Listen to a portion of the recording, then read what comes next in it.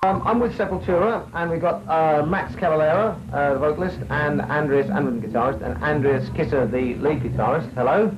Hello. Welcome to the Radio 1 box at Donington. Dry, you know. Of course, you're going to be out there on the stage. On stage. For the band. We've just been talking a second ago about some of the different influences that went into your new Chaos AD record.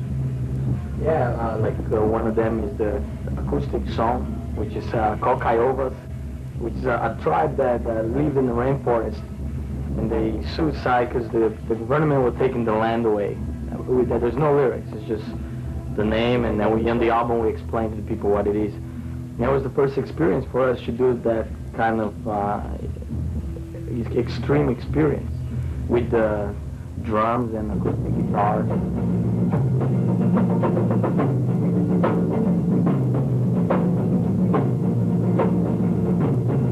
Yeah, very different, the whole concept of the song and the way we record. Well, I think when we first wrote, we wrote in buckets, plastic buckets. Yeah. We didn't have enough. We didn't want to take Igor's drum apart. So there's these buckets on the practice pad, like in Brazil, the bar tables.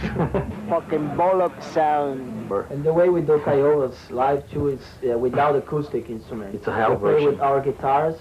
Really? Yeah. Ooh, yeah. And we explore more the percussion part, which is very live and very heavy. And soccer games is real big. They have 30 people playing for the team through the whole game. And when Igor was 8, man, he would join those guys and play with them. It's killer. My father just let him, you know. People be just drinking beer and jamming right on the stadium. 30 drums at the same time. It can be heavier than a metal band.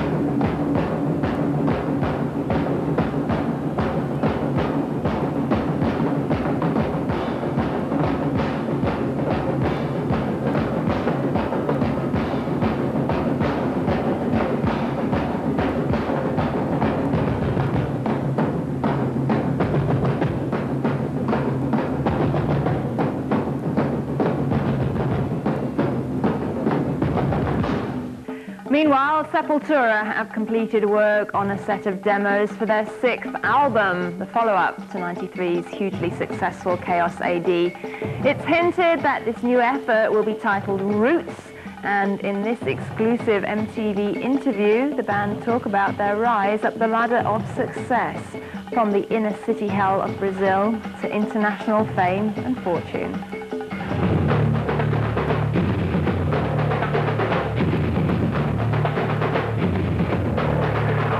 From Belo Horizonte in Brazil to Phoenix, Arizona, USA. That's the road Sepultura have taken to become one of the most popular bands in heavy metal. But traveling on that road to success has not been an easy one. And Sepultura is a band that's really based on challenge since we first started. Anything that creates some kind of challenge, it's always good and motivating for us. And that was pretty much the reason when we said to the people in Brazil, we're gonna make it, we're gonna get out of here, we're gonna tour, and everybody thought we were complete out of our minds, you know, thought that, you know, look at those guys, they're living in a dream world, thinking that they're ever gonna even get out of Belo Horizonte. And we did it, you know, that's motivation, you know. Brazil is so full of suffering, so full of bad stuff, that sometimes you gotta bring something good out of it to try to balance that a little bit. Because all you hear about Brazil, it's negative all the time.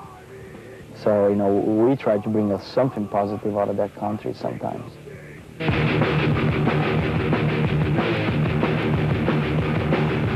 The band's 4th album, Chaos AD, has made them a favorite with European metal fans. But Sepultura are aware of the problems that fame can sometimes bring. Everything has its price.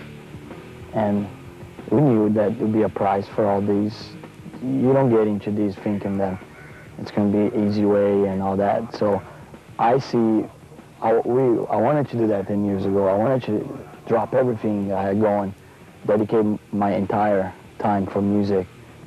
But I knew that the minute we start working, will always take more and more from us.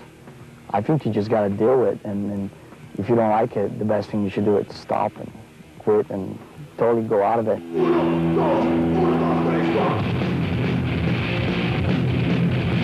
It depends where we go, you know, and I try to manage that too, so I'm a pretty open person, so I pretty much don't have a problem with this. So just everybody starts to talk to me, just buy me a beer and everything will be fine.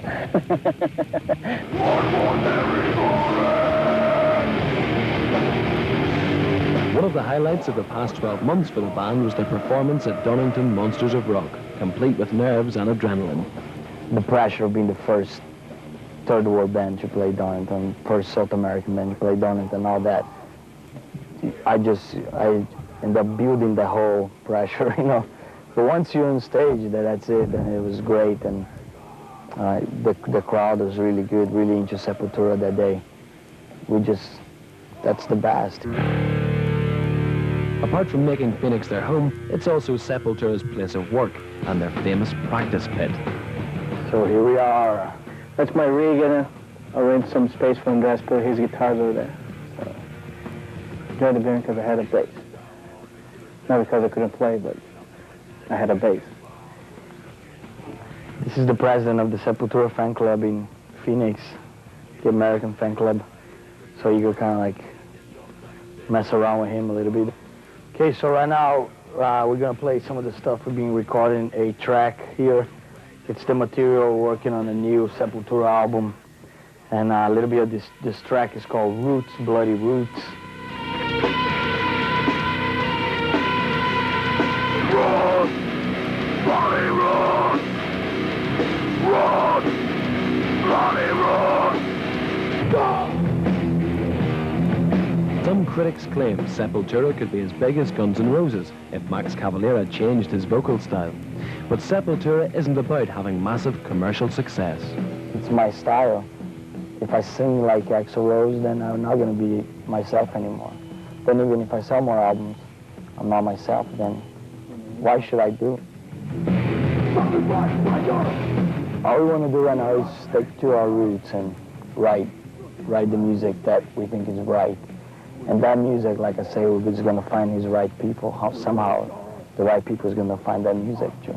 That's the way for us. I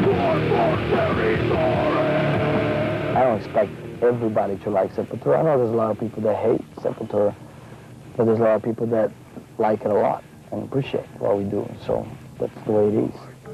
And the new Sepultura